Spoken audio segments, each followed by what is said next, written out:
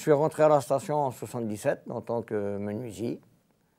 Et là, bon, ben, j'ai fait à peu près une dizaine d'années d'atelier, décor, etc.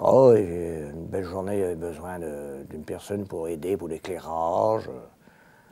Donc, j'ai été aidé, puis de fil en aiguille, ben, voilà, je suis passé après à l'éclairage, et puis à un moment donné, il y avait besoin pour la caméra, donc j'ai fait de la caméra, et puis voilà.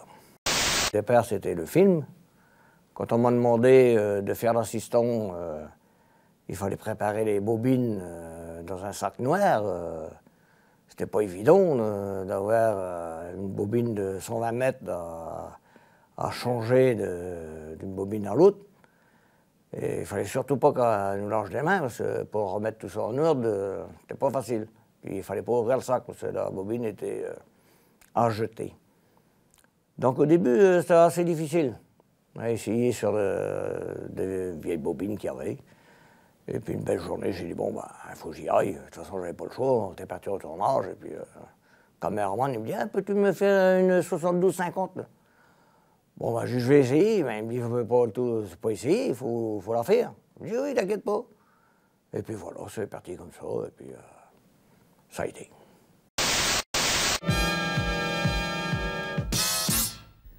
Après des mois d'attente, la Transat TAG Québec-Saint-Malo s'est ébranlée hier après-midi dans les eaux du fleuve Saint-Laurent.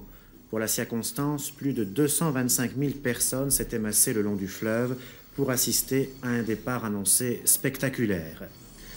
Le départ tant attendu de la première course transocéanique à se dérouler dans le sens Amérique-Europe a eu lieu hier à 13h05 précise, heure de Québec.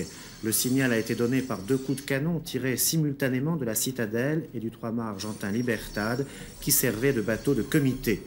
C'est le président du groupe TAG, commanditaire exclusif de la course, qui a fait tonner le canon en compagnie du Premier ministre du Canada, John Turner, et du Premier ministre québécois, René Lévesque. Une année, on était à Québec pour faire le départ d'une transat qui est passée sur Saint-Pierre-Miquelon.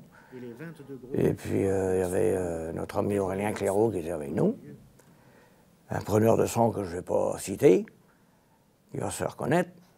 Et puis, nous voilà prêts, le départ de la course, un coup de canon, preneur de son, le casque sur les oreilles et tout. Il regarde à droite, à gauche, 2e coup de canon. 3e, il enlève son casque. Puis il me dit, mais Dan, ça tombe où tout ça? Moi, je me détourne, je dis, regarde le château de Frontenac, il n'y a plus une tuile sur le toit.